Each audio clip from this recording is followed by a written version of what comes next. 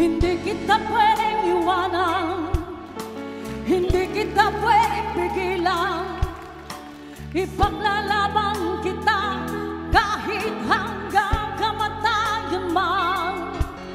Kung mawawalay sa'yo, huwag kang mag-alala at babalik ako para ipagpatuloy natin ang ating pag-ibig na aking iniwanan sa'yo.